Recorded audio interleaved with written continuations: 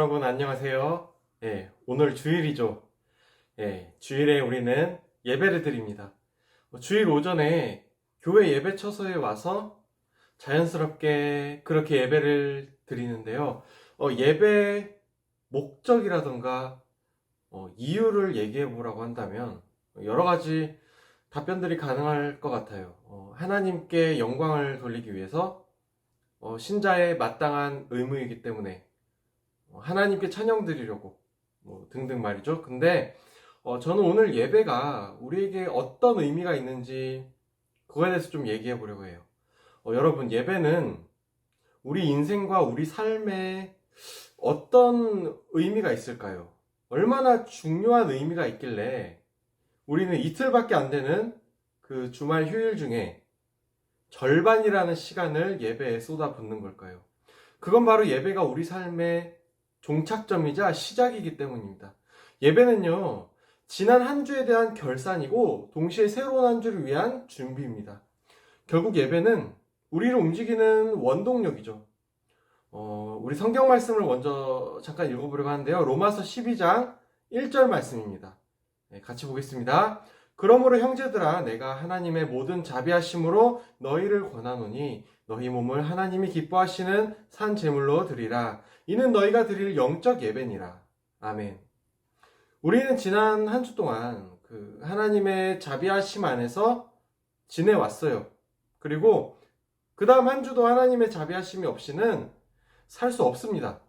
그렇기 때문에 지금 로마서에서 사도 바울은 그냥 권하는 게 아니라 하나님의 자비하심으로 권하고 있는 겁니다. 하나님이 우리에게 자비를 베푸셔서 자격 없는 우리를 자녀 삼으실 뿐만 아니라 일상의 모든 순간에 친히 동행하신다는 사실을 우리는 기억해야 되는 거죠.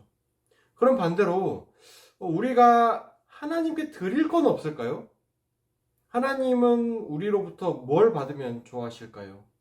그건 바로 우리를 산 제물로 드리는 겁니다. 우리의 삶 자체를 예배로 드리라는 의미인 거죠. 그러면 하나님이 기뻐하신다고 지금 로마서 9절에 언급하고 있는데요. 우리가 하나님께 산 제물로 우리의 삶을 드렸다면 그것은 바로 하나님께 드리는 영적 예배가 되는 건데요. 자, 여기 9절에 영적 예배라는 말은 그럼 무슨 의미일까요? 사실 좀 더 나은 번역으로 풀어보자면 합리적인 예배라고 말을 바꿀 수 있어요. 합리적인 예배, 합당한 예배, 마땅한 예배, 받으실 이유가 충족되는 예배. 이러한 의미인데요. 그러니까 우리가 하나님께 우리의 모든 순간을 다 예배로 드리는 것이 마땅한 것이라는 겁니다. 삶 자체가 예배가 된다는 건 어떤 거죠? 그건 바로 감사에 있습니다. 우리 일상을 한번 되돌아보죠. 내가 숨을 쉴 수 있다는 거, 맛있는 음식 먹을 수 있다는 거, 따뜻한 가족이 있다는 거, 또 열정을 다해 일할 수 있는 직업이 있다는 거. 이런 것들은 하나님의 돌보심과 인도하심이 아니면 우리에게 허락될 수 없겠죠. 특별히 하나님의 자녀인 우리는 하나님의 통치를 받기 때문에 하나님을 떠나서는 바르고 선한 것을 이룰 수가 없습니다. 그러니까 지금 나에게 하나님이 계시고 그 주님께서 내게 일하신다는 걸 다시 기억하면요, 우리는 감사하게 되는 겁니다. 그러면 이런 의문을 가질 수 있겠죠. 감사도 매번 자꾸 하면 좀 지치지 않을까? 이런 생각이죠. 사실 감사는 자꾸 해도 지치지는 않습니다. 제가 유튜브에서 세바시를 자주 보는데 박상미라는 상담사의 강연을 듣게 됐어요. 그 강연의 핵심이 어떤 거냐면요, 마음과 감정을 조절하는 습관을 만드는 방법으로는 감사를 입 밖으로 표현하라는 거였습니다. 이거 되게 간단하죠. 그래서 저도 그 강연에서 알려주는 감사의 언어를 따라해 봤거든요. 그러니까 그 마음이 진짜로 좀 밝아지더라고요. 이게요, 우리가 감사하는 것도 이렇게 연습해야 할 수 있을 정도로 감사를 잘 안 하고 산다는 반증이기도 한 것 같습니다. 여러분, 감사의 반대말은 뭐라고 생각하시나요? 불평? 좌절? 낙심? 저는 감사의 반대말로 교만을 말씀드립니다. 우리가 모든 것이 하나님의 선물이라고 그렇게 감사하던 마음이 사라지면 어떤 마음이 들어오는지 아시나요? 바로 내가 이루었다라는 마음이 들어옵니다. 그리스도의 의를 대적하는 거는 자기의, 나의 의, 내 행위, 내 공로인 거죠. 아까 언급했던 합당한 예배, 생활 예배가 한순간에 무너지는 게 바로 그 교만의 위력입니다. 그렇지만요, 이런 교만과 자기의에 맞서는 방법이 있어요. 바로 예배하는 습관입니다. 감사를 잊어버리면요, 계속 꾸준히 다시 감사할 걸 들으면 돼요. 예. 어제 잊어버렸으니까 오늘 다시 듣고, 내일 잊어버릴 거니까 미리 예방주사를 맞는 거죠. 그래서 결국 삶의 예배 중심에는 그 찬양을 드리고 말씀을 듣는 그 주일 예배가 있는 겁니다. 그러면 어떻게 예배하는 습관을 우리가 좀 만들어 갈 수 있을까요? 이거에 대해 간단히 좀 정리해 보려고 하는데요.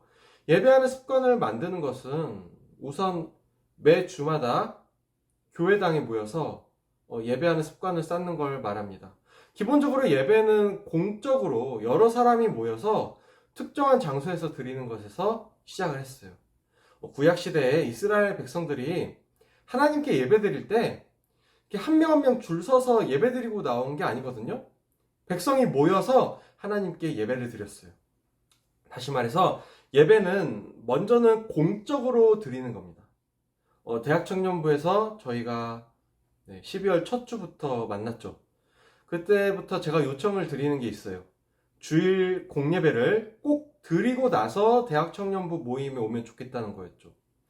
우리가 이제 다 성인이 되었기 때문에 그 한 사람의 성장한 성도로서 마땅히 공적 예배에 참여해야 합니다. 물론 코로나 시기를 겪으면서 우리의 예배 습관에 어려움이 어느 정도 생긴 것도 있어요. 그러면 다시 예배하는 습관을 쌓으면 됩니다.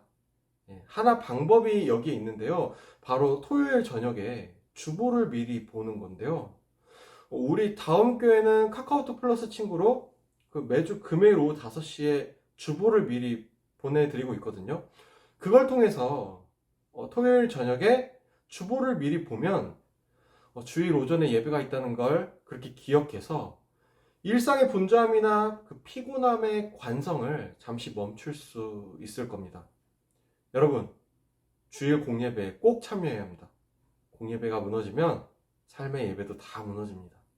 그 주일에 지난 한 주와 그 다음 한 주가 다 무너지는 겁니다. 그러니까 공예배 한 번 놓치면 그 14일 두 주가 위험해지는 거고, 또 예배를 고작 2번 놓치면 한 달 동안의 삶의 예배나 감사의 기회가 적어지는 겁니다. 그리고 교만이 다시 나를 찾아올지도 모르는 거죠. 여러분, 우리가 다시 예배하는 습관을 회복했으면 좋겠습니다. 그래서 우리의 삶을, 그 삶의 예배를 통해 하나님이 동행하시고 책임지시는 열매로 가득 채워가기를 소망합니다. 습관 훈련이 얼마 안 남았는데요. 다음 주에는 기도하는 습관 살펴보겠습니다.